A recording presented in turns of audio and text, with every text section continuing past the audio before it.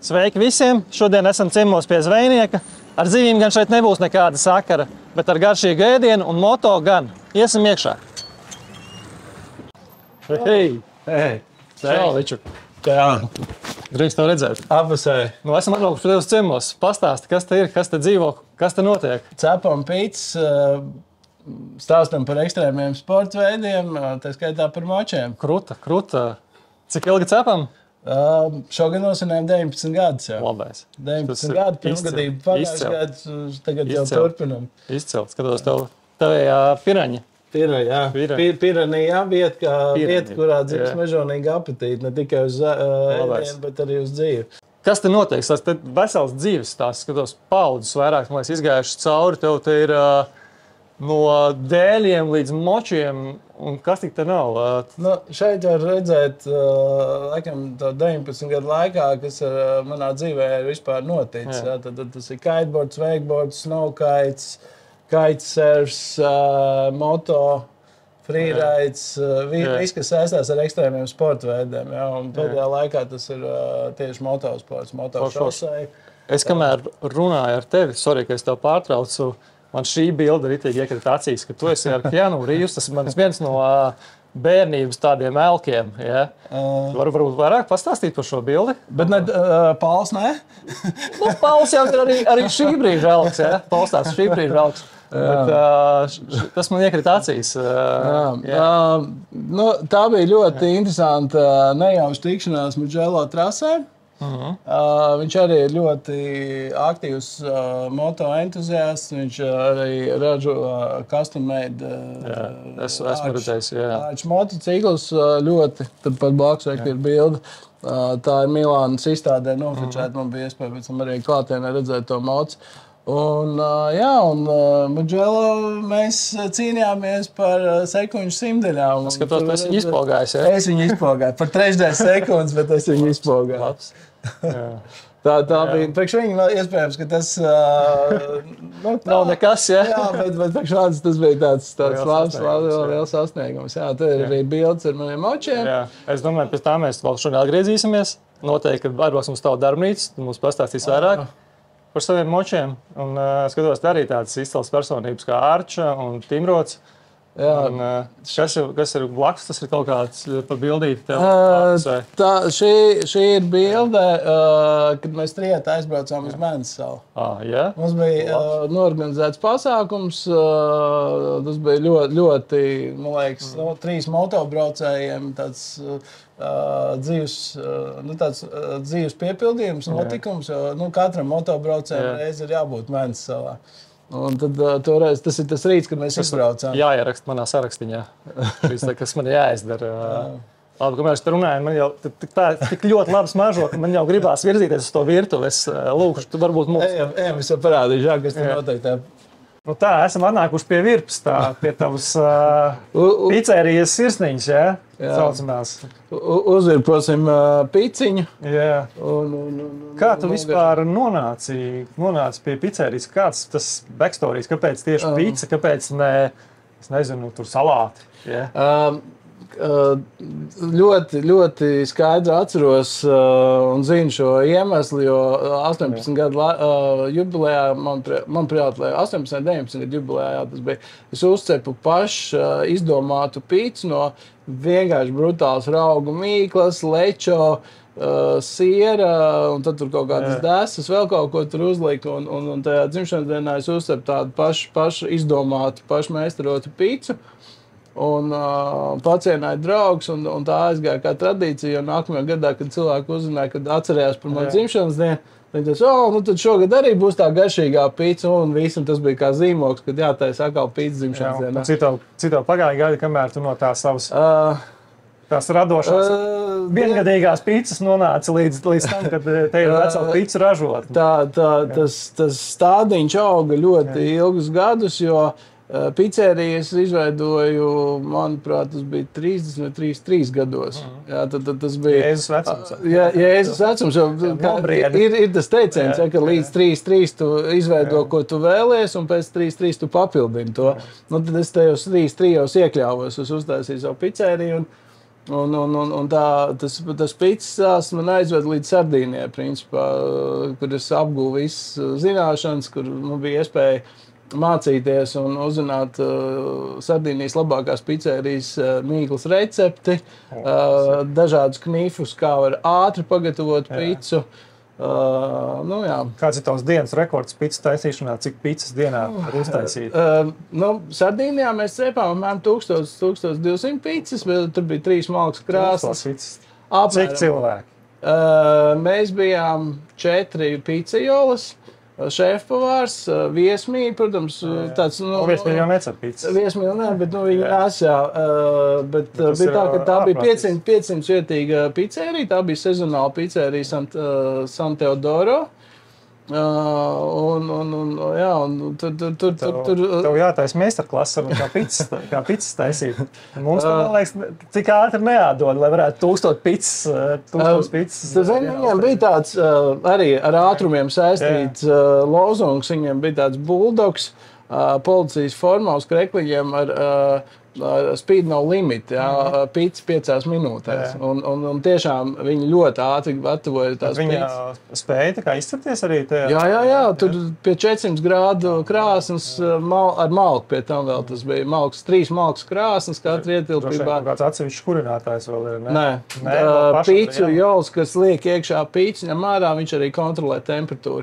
Ir cilvēks, kas taisa mīklu, ir cilvēks, kas liek ingredients, un ir cilvēks, kas liek iekšā un ņem ārā un uztur krāsni. Principā 3. Tāda fabriciņa. Jā, un tad es strādāju ar 2 malkas krāsnīm, un otrs pizza jola, kas bija pie krāsnes, pie 3. krāsnes. Tā bija tāda, mēs 3 krekliņus pa vakaru mainījām. Tur bija tā, kad...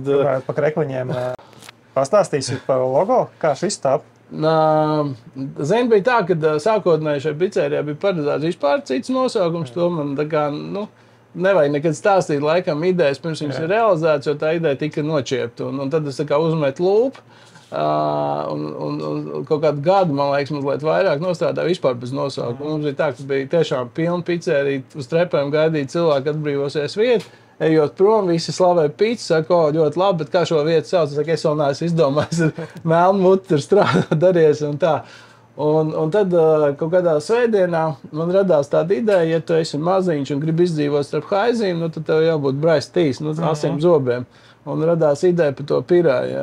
Un pirāju savukārt, tas nosaukums piranija, tā ir kā vietas apzīmējums, vieta, kurā dzimst mežonīga apetīte.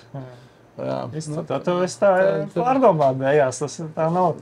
Jā, bet tas, kas lēni nāks, labi nāk. Un arī, ko es esmu sapratis, kad, ja tu gribi tiešām, lai tavs uzņēmums ilgtermiņā dzīvo, tad ir jāievēro 2 lietas. Tad ir jābūt noteikti stāstam, tradīcijām, un šīs tradīcijas jākoļ. Tad viss notiek. Pizza esam nobaudījuši, ēderi pilni, par pizzeriju esam parunājuši. Un tagad, kur mēs dosimies? Lēžam uz sporta motociklu darbnīcu. Super. Tiekamies darbnīcā. Esam pie tevis garāžā.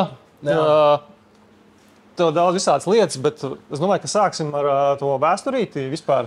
Kā tu nonāci pie močiem? Kā es nonācu pie šī pieturas punkta? Pie šī pieturas punkta, kā tu vispār sāki savu motokarjeru? Tavs, nezinu, pirmais mocis. Es tā sākšu pa vienam, bet man tie jautājumi daudz. Es visiem, kad uzsāk sarunu, protams, man pirmais jautājums, kad tu pirmo reizi uzkāpi uz moču? Vai tev ir tāda pirmā atmiņa par moci? Un kāds tas bija, varbūt?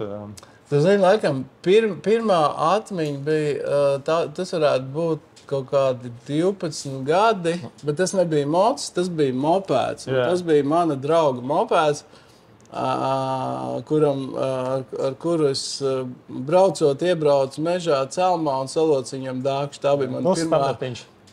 Jā, bet iepriekš es redzēju, ka man brālēnam tur bija puiši, kas ar kartingiem ņēmās, un tad bija arī tāds Jūs varbūt atceries, bija tāda, man liekas, spārīta. Jā, bija tāds. Un ar tādiem smukiem piepūšamiem riteņiem. Un es atceros, kad tur bija ielikts tas Rīga 13 vai kaut kāds tas vienkruķu motoriņš. Jā. Tas ir zvēra aparāts. Un tas man, tā kā viņš pēc tiem laikiem šobrīd atgādināja tā kā tādu mini-GP mocīti, tās lielās riepas. Tik maziņa un tas ir motors. Un vēl tur, es atceros, kad īsti laikam tie izpūtē bija tie saucamie pufeļi, ko metināja. Viņam bija tāda, kā divtakterim, tāda ļoti interesanta skaņa un tā forma.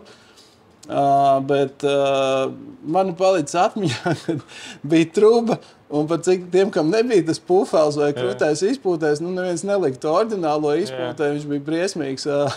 Tad lika diklofos pudeli, tā kā diklofos to atceries, kā es mušu intēšanas, tie aerosoli, tad tam griez nost, tos tur stiprināja, un tad tos caurmiņus taisīja, un viņš kaut kā slāpēja to skaņu. Jā. Tās tādas pirmās atmiņas, kuras vispār sastapos ar tā kā mopēdu, moto tēmu. Kāds bija tavs pirmais motocikls, tavs pašu, kāds pirmais? Tur bija krosa. Pirmais bija krosa Mīnska, bet ar īsto sporta motoru. Mīnska ražoja tādu ribām, tādu sporta klases motus, un tad man tas bija. Bet tas bija ļoti īsts laika, un es ļoti veiksmīgi kaut kā tiku pie Čezetes 500-nieces. Man liekas, man bija kādi 16 gadi, 15, 16, varbūt kaut kur tajā vecumā. Un pirmais tāds nopietnais mods bija divtaktērs 500-niece Čezete. Ar vecā tipa ātrumu kārtu, 4 ātrumu, nevis 5, kā bija jau nākamajiem modeļiem. Viņam bija vēl tā galvas forma, mazliet tāda kantaina, ne tik apaļa, bet tā jauda bija tik nikna, kad visi 4 ātrumi vienkārši gāja ratā. Vienkārši. Un tad, kad es nonācu pie Agustas, tad ļoti daudz, brīnījās, viņi teica, vispār saprot, ko es paņēmu, tu saprot, apzinies vispār to jaudu, tur taču gan virs 220 zirgi, attīst virs 320 plus ātrumu, ja. Un tad pirmā pieredze ar Augustu bija tā, kad brauc, dod, kā saka, ručkā, dod gāzi.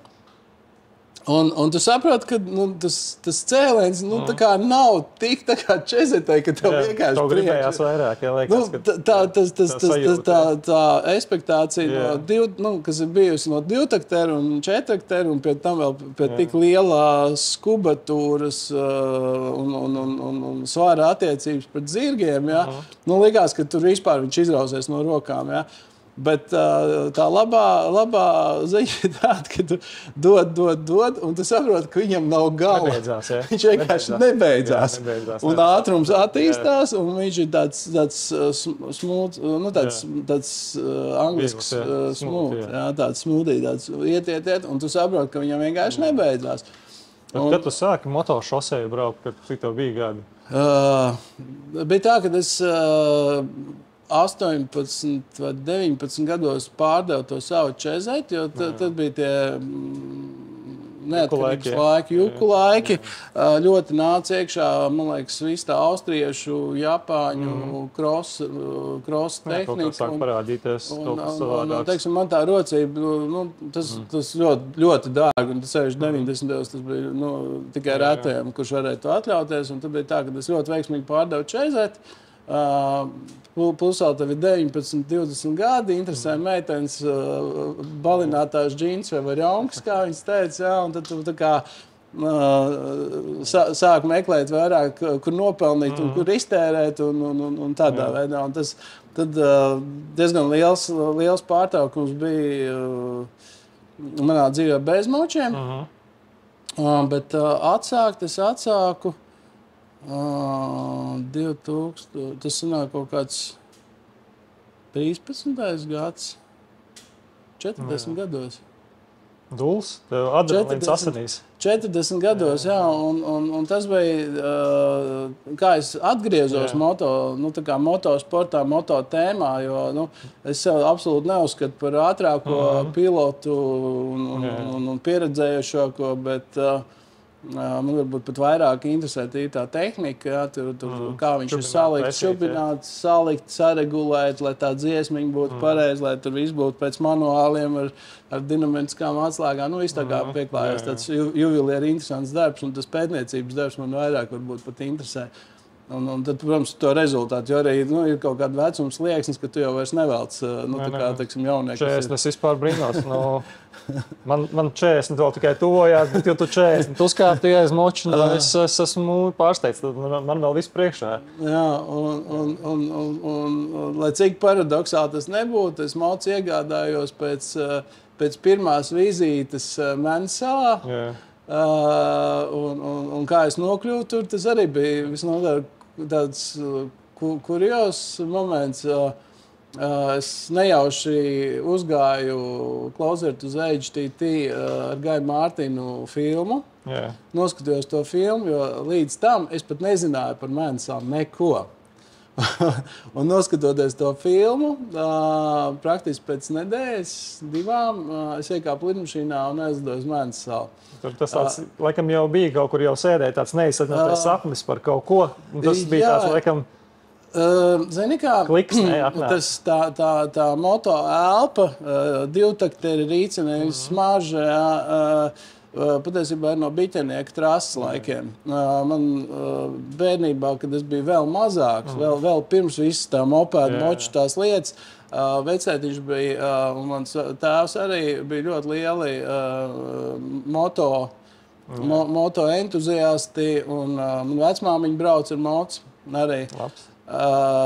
Un biķerniekos vecētiņš kopā bija tajā laikā, kad vēl Kijopa bija, ka viņi visu to trasu būvēja, un viņš tur piedalījās, viņš bija arī kā tiesnesis, un tad savukārt 2-3 gadu vecumā es ļoti labi atceros tiesnešu būdu. Biķerniekos es atceros, tajā laikā bija varbūt vairāk arī tas sniegs, bija skijorings, kas man ļoti patika. Man liekas, viņš ir atgriezies, bet tajā laikā tas bija ļoti, ļoti populāri. Un tad, kā vecētiņš bija tiesnesis, tad man bija iespēja redzēt visas daudzītājus, tos Žiguļus, Dzintera, Volgas, vēl tās vecās formulas, kuras bija bez tā kā, ar plikiem. Plikām riepām, jā. Ne, plikām riepām, jā, bet viņas bija bez tiem, tā kā nevis Estonija tipi, bet vēl vecāks bija. Viņš tāds tā kā... Es pat neatceros, kā viņi sauc, bet es atceros, kāpēc es tik labi viņu atceros to formu, tāpēc, kad viens no pilotiem vectētiņām bija laikam, viņi tur pazīstam, kā viņi jau tur visu viens otru zināja, un tur viņš teica, nāc kā priekšā, un, protams, es tur mazais sakautrējies, un vispār tā kā, sabijies. Es tikai vienu gonku atceros, es biķerniekos biju maziņš, mēs ar Fāteri bijām aizbraukuši tādu vienīgu atmiņu. Pēc tam es ilgus gadus nebija bijis, un biķernieki jau tikai atzina, cik kāds 10 gadus atpakaļ, man liekas. Aptuveni varbūt. Tur kaut kā periodiski, kā es domāju, tas rallija cross, man liekas, bišķiņ, tur bija kaut kādas peripētīs par tādiem īpašniekiem, kuram kam tur tā zem. Pamazām liekas, ka biķerniekiem tāds uzplaupums, man liekas, tuvākā nākotnē viņiem varētu būt forši. Jā, redz, es nezinu, cik tā ir patiesība, bet, ja, piemēram, Mēnesalas trase ir pēc bīstamības pēc 10 balēm, tad biķernieki ir pēc 9 balēm. Un Joe Dunlops, leģendārais leģendi, kuram cik tur tās uzvārs bija, kurš gāja bojā Igaunijā ļoti mazā sacensībā, es nezinu, mazvērtīgā, bet tādā nebūtiskā sacensībā. Tad viņš jau teica, ka tā trase ir pašnāvniekiem, un tā. Tas ir viņa vairāk kā kartingam gandrīz varētu. Zini kā, biķernieku trase ir ļoti laba. Viņa ir ļoti interesanta konfigurācijā, bet viņa ir būvēta atbilstoši tā laika ātrumiem un jaudām. Bet konfigurācijas ziņā viņa ir tik interesanta. Un principā, ja salīdzina ar Mēnesalu, tad tā būtība, ka tu brauc pa to trasi, viss ir ļoti tuvu un tev ir visādi atskaites punkti. Mēnesala arī tur tāds stabiņš, tā sēta, tā māja, tas mājas stūrs, un tad ir tā trajektorija, un viņi vadās pēc tā, kas ir apkārt, pa tādu tā kā tunelīti. Ja? To es sapratu, kad es biju pirmā MotoGP trase, pirmā trase vispār, kuras ar sporta modus bija Mugello. Un tajā brīdī tu saproti, ka tās taisnas, tie gabarīti, tās drošības joslas, viņas absolūti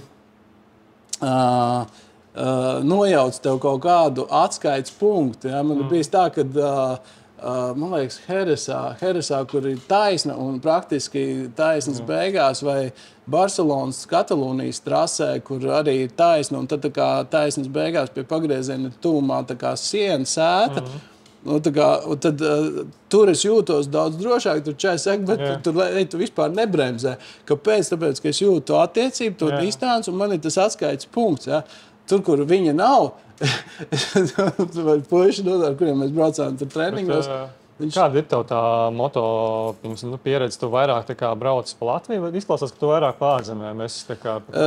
Man bija iespēja izbraukt Itālijas MotoGP trasi. Mugello, tā ir Eiropā, manuprāt, ātrākā MotoGP trasi. Tur, man liekas, kaut kad nesen bija kaut kāds ātruma rekords MotoGP Mocim 364 vai kaut kas tāds. Nu, ļoti liela ātruma. Un Spānijā ļoti populārs motošosē, un tad, attiecīgi, tur arī sezona višiņi. Arī sezona, jā, tur mēs pa ziemu un rudeņos, tad, kad tev vairs, principā, ir ziema un ledus, tad, principā, Heres, Kartagena, jā, tur, piemēram, tad, man liekas, tā skaitās Tito Rabat, privāta trase Almērija, kur cik es arī neesmu pārliecināts, bet stāst, ka tā trase būvēja tā, ka tur ir MotoGP sarežģītāko līkumu tā kā apvienojums. Un tad, kad es tur biju arī uz treniņu, kurus arī James Hillary satika, un man bija iespēja kopā ar šo leģendu patrenēties un iedot viņam arī tikko svaigi savu salikto moci, ja, ko viņš arī atzinīgi novērtē. Viņš ir very fast bike. Ja, mums tur bija diskusija par quick shifter, tas ir sensors pie pārslēgšanas, par to jūtības. Viņam tā kā teica, nav pa jūtīgi. Un tā viņš teica, nē, kas ir ļoti labi, ka tas ir jūtīgs, jo pierodot būtu daudz precīzāk slēgšana un tā. Jā, un tad, teiksim, tā Almērijas trasa, viņa ir tāda, tā kā tāda rītīga treniņa trasa, kur tur nevar atslāpt vispār nevienā brīdī. Jā. Tu tagad iedos tādā āķa lūpā visiem Latvijas braucējiem, kam patīk šosei, kad jābrauc arī tur pamēģināt. Godīgi sakot, šobrīd es esmu mazliet izkrīts no aprits, bet puiši joprojām brauc, ļoti daudz paziņas brauc. Nu, ne ļoti daudz, bet ir atsevišķas grupas, kuras joprojām brauc. Forši, vajag mazos iedrošināt, jābūt prātīgiem, bet ir jāmēģina tā pasaules elpa. Redz, jāatzīst, tas ir diezgan elitārs, dārgs sporta veids. Jā, tur, teiksim, tās pašas riepas un vispār, un nedod Dievs kritieni. Jā. Kritieni motošosē ir ļoti dārgi. Jā. Kā tev ar traumām? Pirmais kritiens bija Mugello. Pirmais kritiens bija Mugello, lai cik paradoksāli tas nebūtu. Es uzmetu, nepaņēmu trajektoriju, nobraucu no trases, un tad, kad tu no tās ātrā posma, kur tu brauc ap 300, vai virs 300 cits brauc, ja, tad, teiksim, otrā līkumā, tad, kad izbrauc no trases, pa tiem olīšiem, tā kā mēģina noturēt to moci, tev, piemēram, 60-50 km/h, tev liekas, ka tu jau esi apstājies. Un tajā brīdī tu atslāpsti, un tikko kā tu atslāpsti, nomet gāzi, tā ierocēs ap pūrni iekšā oļos, un tev vienkārši uzmet flipu. Mocim tur mazliet kaut kas būriņš, stiklam bija stūra, būtu bišķiņi tā ļoti mīksti nokrīt. Pats vienkārši putekļus notīrīja un aizgāja viss kārtībā. Tas labi. Tā kā tādas lielas traumas nav bijušas. Braucot ar moci, nē, biķerniekos lietas kvalifikācijā, jā. Es tur haisēdu noķēru, tur višķiņi izslīdēja pakaļ, tur tā diezgan bija atvilts. Veiksmīgs. Haisēds, man liekas, tas ir viss nepatīkamākais kritiens, tāpēc, ka tas ir tik negaidīts un tik ātri, un tev vienkārši tā kā korķi uzsviež gaisā un mocis vienkārši lido. Tur, es nezinu, ir teiksim, MotoGP braucēji, kuri ir spējuši savākt tos močus, un kaut kā, protams, viņu pieredzi nevar salīdzināt. Jā. Un tā kā tas bija tāds viens Divi kritieni biķerniekos, vienreiz Mugello, 3 reizes krītis, bet teiksim, pie tās biķerniekos ar tādiem diezgan sāpīgiem nobrauzumiem, un likās, ka kaut kas ar ribām būs bišķi, bet beigās, ar tādiem zilumiem nobrauzumiem vairs ticis. Skatos, tu visu laiku met acis uz saviem močiem, es domāju, ka mums jāiet novērtēt, kas tev tas ir par dampiem, un varētu bišķiņu pastāstīt par tehniku. Nu tā, te ir tie tavi aparāti. 3 gabali. Bišķiņ pastāstīs, kā tu esi pie viņiem nonācis, kas te ir tādi un ko ar tiem dara. Ko ar tiem dara? Protams, ka brauc un bet par šiem konkrēti diviem motocikliem ir īpašs stāsts. Tad šie ir MV Augusta. F4 modeļi, kas skaitās pagājušā gadsimta ātrākie un skaistākie motocikli. Inženieris, kas radīja šos brīnumus, ir Massimo Tamburini, kurš ir principā strādājis pie Biamotta, Ducati, un es viņu uztveru un uzskatu kā Michelangelo. Es nenoliedzami. Tur varu piekrist. Visu bērnību, jaunību man mači vienmēr ir patikuši, interesējuši, un tas, ja nemaldos, bija kaut kāds 2000, kaut kāds tur 3., 4., 5. gads. Pirmo reizi es ieraudzīju MV Augustu F4 modeli uz ielas. Un bija tā, ka tas bija tā kā, kad tu ieraugi Michelangelo skulptūru, kur marmorā tu jūti tos muskuļus. Nu, kad akmens pats jau sajūta. Bija tā, ka es vienkārši tā kā apburts biju, tā kā nohipnotizēts. Bija tā, ka es vienkārši, man pagad pusstundu staigāju apkārt, skatījos līnijas, formas, visu, nu katru, apsūkāju katru skrūvīti. Un tad es nezināju, kas ir MV Augusta vēl tajā laikā, vispār ne vēsturi, neko. Un tad ar pilspalvu uzrakstīju modeli ar tādu mēsīšu, kādu motociklu es gribētu savā dzīvē. Un tad, protams, es mājās aizgāju tajā laikā, jau internets bija pietiekoši aktīvs. Internetā apskatījos par šo motociklu datus, sapratu viņa cenu, un tajā brīdī es sapratu, ka tas Viņam jāapstrādā. Tas ir to-do listē, bet uz to brīdi es varētu tikai sapņot par tādu. Un lai cik, arī tādu... Pasties, tagad tev ir kolekcija. Man ir 2. Tev ir kolekcija. Man ir 2 MV Augusta 4 modeļi. Ar 7 gadu vecumu. Vecākais dēls, jaunākais dēls. Jā, viens ir 2007. Gada un viens ir 2014. gada. Tas ir jaunāks paudze. Šis ir principā viens no pirmajiem. Pirmais modelis bija 750 kubatūra, tad viņi palielināja līdz litram, acīm redzot, lai viņš varētu startēt sacensībās. Un šis konkrētais modelis ir F4 R312. Kāpēc R312? Tāpēc, ka viņš attīstīja 312 km/h. Savukārt, tas ir F4 RR, tas ir sporta klases mocis. Ļoti daudz, principā, Massimo Tamburini šos motociklus ir būvējis, varētu teikt tā, trasē, kas ir adaptēti ielai. Līdz ar to viņi ir ļoti pateicīgi pārbūvēji, pareizāk sakot, bija pateicīgi, jo viņi šobrīd viņš vairs neražo.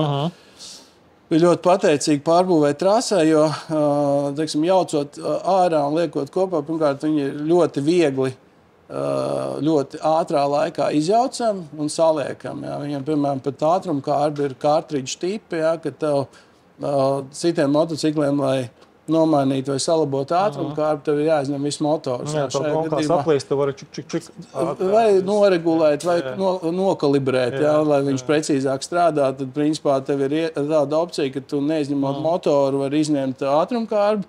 Ir speciāls tāds instruments, kas simulē sajūgu pusi un kartē ar pretējo pusi.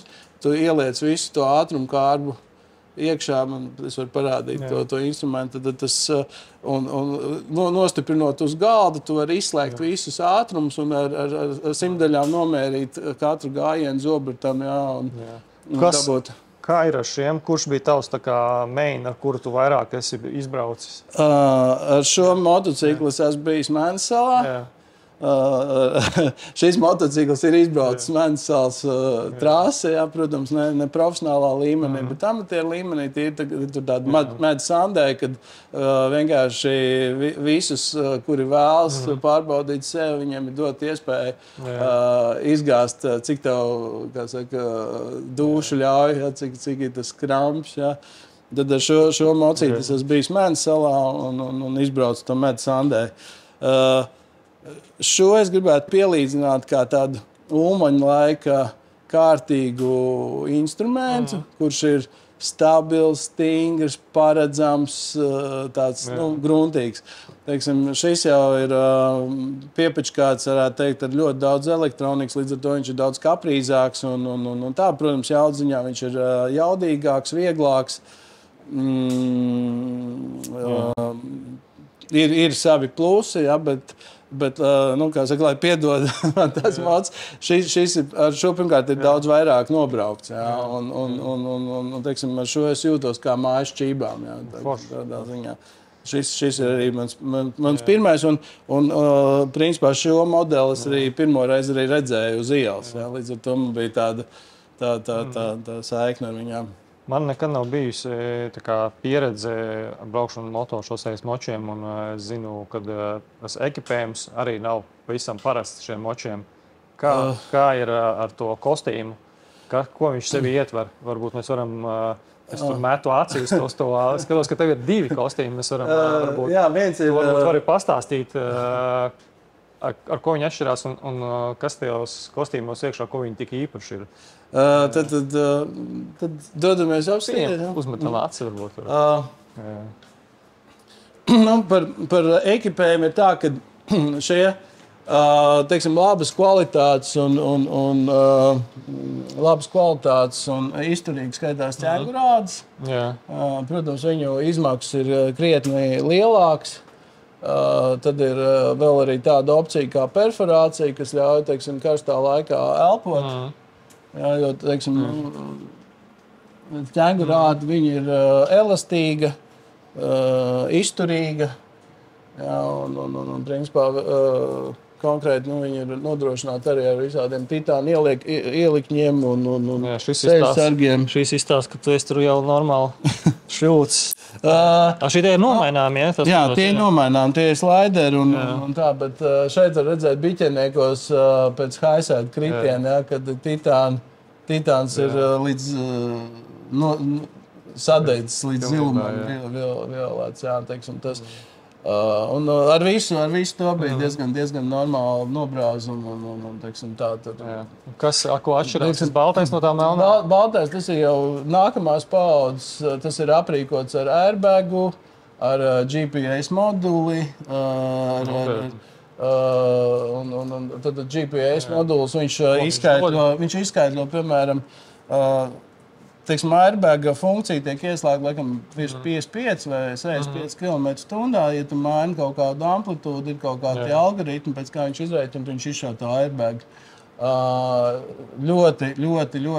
Man liekas, pat MotoGP šobrīd pat ir prasība, jābūt obligāti airbagiem. Un tad arī tas GP moduls teorētiski sanāk tā, ka tu nobrauc, teiksim, Eiropas kaut kādu trasi, tev ir iespēja no viņa dabūt datus, trajektoriju, bremzēšanu un tā tālāk. Jo viņš ieraksta, lasa visus tos datus, attiecīgi, ja notiek kaut kāds crash, tad attiecīgi, kāpēc, kurā brīdī tas airbags ir izšāvies. Forši. Tā. Abi ir ķēgurādes. Ar šo šis man ir kā izēmēs, ja tu esi brauc pie Eiropas trasēm, šis man ir tāds mājas treniņu biks, tā varētu teikt. Un tad arī, protams, ir profesionāla līmeņa zābaki ar karbona detaļām iekšā, un lai viņi būtu viegli, izturīgi un tā kā droši. Kas tev liekas tie ekipējumā tas svarīgākais, kam ir jābūt? Ja neskaita visu, protams, sargs, bet kaut kādā ērtumam vai... Svarīgākais ir noteikti ērtums. Vēl ir tāda lieta, ka, piemēram, kad tu nopērci jaunu ekipējumu, viņš ir diezgan stingrs. Un, piemēram, man bija ļoti ilgi nācās, teiksim, iebraukt. Tagad šie cimdi ir lietot, viņi ir kļuvuši jau mīksti, viņi ir pieņēmuši rokas formu. Tā kā hoķī. Neesmu hoķi spēlējis, bet... Principā, ir jāievelkā, jā. Viņi ir, teiksim, kad tie cimdi ļoti, viņi ir stingri, jā, tad viņi prasa kaut kādu laiku, kamēr viņi ieņem tavu formu, tā elastība parādās, jā, un tad... Šī ir tāda nopietni, ja viņiem ir titāns rakstīts. Šī titāna karbona uzliks, ir, piemēram, pirkstam, parasti šausējā ļoti bieži traumē mazo pirkstu, tāpēc, ka viņš ir tā kā kaut kur karājās neatkarīgs bez funkcijas un, teiksim, kritienos parasti viņi vai nošmirdelē. Rēķina arī pie ļoti lieliem ātrumiem, tad, kad tu krīt, tad arī ir ļoti liela temperatūra. Tas arī attiecās uz kombiņiem. Viņiem ir izstrādāta ne tikai tā ķengurāda, kas ir elastīgi droša, bet viņiem ir arī iekšā odere, kas absorbē karstumu un tā tālāk, jo, teiksim, pie 200 kilometriem, 200 plus kilometru stundā, kad tu šļūdz pārsot, tad iedomājies, kāda temperatūra tur ir. Un šiem cimdiem ir iestrādāts iekšā tāds, tā kā pirksta aizsargs, mazā pirkstiņā, viņš tā kā neatkarīgs ir. Kas, teiksim, pasargā. Un, attiecīgi, tiem kauliņiem, teiksim, tās vietas, kas parasti kaut kur šmirdelējās, tad tas viss ir aizsargāts. Jā. Par ķiveri. Kas tev ķiverē ir svarīgi? Ķiverē ir ļoti svarīgi drošības tests, lai viņi ir certificēti sacensībām. Tad tur ir certifikācijas tas numurs un noteikti ērtība. Tad ir jābūt tā, ka tu uzvalc ķiveri, viņai nav jāļurgājās, viņai nav jāspiež. Ļoti svarīgi ir arī stīkliņš, filtriņi. Piemēram, šīm ķiverēm liekas virsū tāda aizsarga plēve, kad tu, piemēram, aizmet ciet, tad tu viņu vienkārši var noplēst nost. Līdzīgi kā motokrosā, bet, piemēram, Mēnes salā, kad tu brauc pa tiem laukiem, tur ļoti daudz tādu mušu, knišu un tā tālāk, ja tur reizēm tagad ir bezvējš un beidzās sacensības, tad tie izmoči vienkārši ar tādu mušu kārtiņu, jā, tur, rītīgi. Jā. Es skatos, te arī tās ventilācijas, tev ir ļoti daudz visādas. Jā. Manai ķiverei noteikti nav, ko es braucu pa ielu. Arī tās... Ventilācijas lūks, jā, lai nesvīst ciet, lai būtu... Šis ir tā kā stikliņam attaisīt? Tas ir fiksācija, jā. Viņu nospiežot, viņš vienkārši atnāk vaļā. Teiksim, Marai noteikti ir viena no drošākām, nopietnākajām ķiverēm. Viņai teiksim, ļoti daudz, protams, arī skatās uz svaru, bet ir jāsaprot to, ka drošība kaut ko sver. Teiksim, nav tā, ka tagad izmanto arī karbonu, to šķiedru un tā, bet es neteiktu, ka viņi būtu īpaši drošāki. Tad, teiksim, Marai noteikti. Jā. Runājot par galvas sagām, man tev ir neliela dāvaniņa. Mūsu merčiņš. Wow. Tas tev to mūs uzņēma. Šo liekam muzejā. Jā, paldies tev par atsaucību. Paldies. Un tiekamies Bike Station. Piesakojiet mūsu lapai. Un tiekamies jaunos stāstos. Paldies. Priekā.